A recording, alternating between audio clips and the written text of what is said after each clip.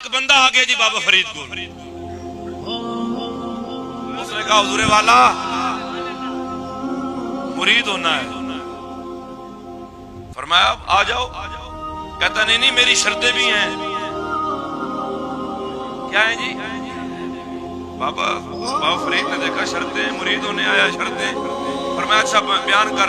اس نے کہا جی نماز میں نہیں پڑھنی، توجہ ہے جی، نماز ایک شرط تو میری ہے کہ میں نماز دوسری میری شرط یہ ہے کہ تسا مینوں آکھنا بھی نہیں، آپ نے مجھے کہنا بھی نہیں ہے بے نماز متا مرید ہو جاواں تے پھر آکھو بھی ہن اٹھتے نمازاں پڑھ۔ فرمایا اچھا تیسری؟ اس نے کہا جنت میں بھی ساتھ لے کر جائیں گے۔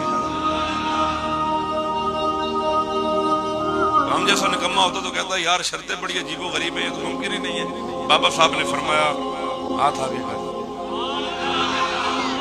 اس نے ہاتھ آگے کیا نا، فرمایا تیری تین ہے نا، آدھی ایک ہماری بھی ہے۔ اس نے کہا جو حکم، فرمایا بس کچھ دن ہمارے ساتھ رہنا ہے، صحبت تالے ترا تالے کنن اور صحبت سالے ترا سالے کنن۔ اچھوں کی صحبت بندے کو اچھا بنا دیتی ہے اور بروں کی صحبت برا بنا دیتی ہے۔ لوہار کی دکان پہ بیٹھو گے دور سے چنگاری اڑ کے کپڑے میں سوراخ کرے گی، عطار کی دکان پہ جاؤ گے خوشبو نہیں لگاؤ گے، باہر نکلو گے لوگ پوچھو گے کہاں سے آ رہا ہے۔ اس نے کہا جی منظور ہے، نال رہنا کڑا مچھلی روٹیاں کھاواں گے، ایس کریں گے۔ بابا صاحب نے مرید کر لیا۔ اب جب نماز کا وقت ہوتا نا سارے وضو شدی بنا کے تو مسجد وہ بہ کے جناب پیچھے بندے کوئی نہیں۔ اب دو چار دن دیکھا بھی یہ سارے چل پڑتے کہتے کچھ نہیں ہے، تو بندے کو خود بھی تو محسوس ہوتا ہے نا۔ جب دو چار پانچ دن گزرے تو اب وہ سب سے پہلے اٹھتا اور وضو بناتا۔ بابا صاحب بعد میں پہنچتے وہ پہلے پہنچتا، اور وقت آیا کہ پاک پتن میں اس سے بڑا تہجد گزار مریدین میں کوئی نہیں رہا۔ نمازیں تو کیا ہیں، کبھی چاشت ہے تو کبھی اشراق ہے، کبھی اوابین ہے، کبھی قیام اللیل ہے۔ بابا صاحب نے پوچھا تینوں کی ہویا، اور تو کہتا تھا میں نے پڑھنی نہیں ہے، مجھے کہنا بھی نہیں ہے۔ اس نے کہا بس فرید کو دیکھ کر فرید کا رنگ چڑھ گیا ہے۔ یہی بات کسی اور کے سامنے کرے تو وہ کہے گا تو کافر کرنا ہی میں کافر نہ ہو جاؤں۔ صوفیاء کی تربیت کا طریقہ کار ہے، محبت بانٹتے ہیں، محبت کا سودا کرتے ہیں، اور یقین مانے کہ محبت کا جو سودا ہے نا اس میں گھاٹا نہیں۔ ہم ایک بھینس لے آئے، کیا چیز ہے؟ بھینس لے آئے پنجاب سے نا۔ اس بھینس کو کسی نے زندگی میں، اس کی زندگی میں بچپن سے اس عمر تک کبھی رسی نہیں ڈالی۔ یہ نہری علاقوں میں نا بھینسیں کھلی ہوتی ہیں، باڑوں میں ڈال دیتے ہیں، نہ پاؤں میں سنگل ہے، نہ ناک میں نکیل ہے۔ اب اس کو جب انہوں نے پکڑے گاڑی پہ چڑھایا تو بڑی مشکل سے 5-10 بندے لگے، انہوں نے گیئر کو گرا کے اوپر چڑھایا۔ اب وہ ہمارے فقیر آباد شریف آستانے پر پہنچ گئے، یہ 3 سال پہلے کی بات ہے۔ اب جناب نزدیک کوئی نہ جائے گاڑی میں، مجھے انہوں نے کہا جی بھینس تو آنکھیں نکالتی ہے، سینگ ایسے کرتی ہے، بندھی ہوئی ہے۔ میں چلا گیا، میں نے بھی تھوڑی کوشش کی لیکن میں نے کہا خطرناک ہے۔ میں نے کہا گاڑی تم نا گیٹ سے اندر کھڑی کرو اور گیٹ کو کنڈا لگاؤ، اگر خدا نخواستہ قابو نہ آئی تو اندر تو رہے نا۔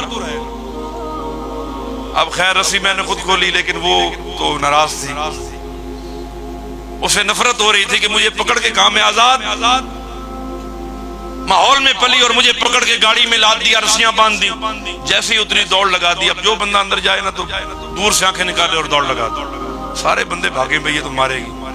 3-4 دن اندر گھومتی پھرتی رہی، وہ جوار لگی ہوئی تھی کھاتی پیتی رہی، پانی بھی ہم نے رکھ دیا۔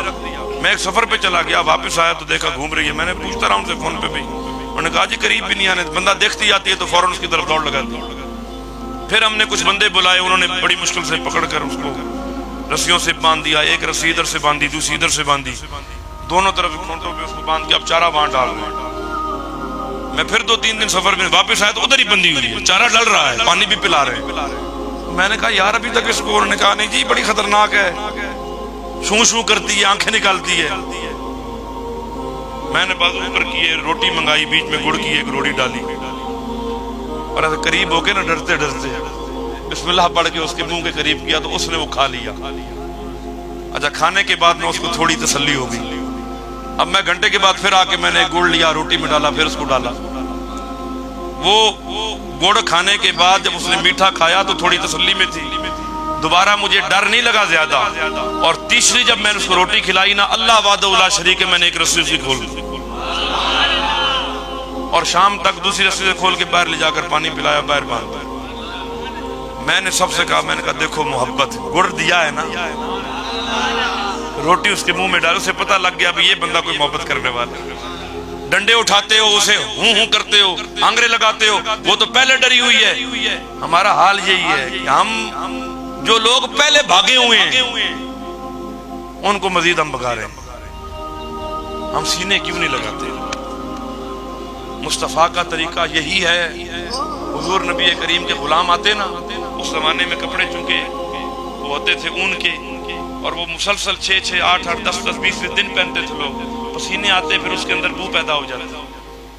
لیکن رسول اللہ نے کبھی غلاموں کے پسینے کی بدبو سے نفرت نہیں کی. غریب غریب آتے نا, ادھر فرماتے او ادھر آ کے نا سینے لگا کے بغل میں لے لیتے. حضور بازار میں جاتے نا, بازار میں کھڑے ہونا ذرا, ایسے صحابی کھڑا ہوا ہے تم سمجھانے کے لیے, ایسے سبزی بیچ رہا ہے.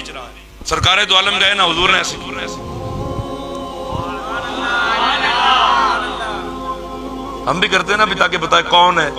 سرکار نے نا بھرے بازار میں ایسے ہاتھ رکھ لیا, تو اس نے پیچھے ہو کے نا اپنی کمر سے حضور کی پیٹ سے ایسے کپڑا اٹھا کے نا تو اپنی کمر رگڑنا شروع کر دی.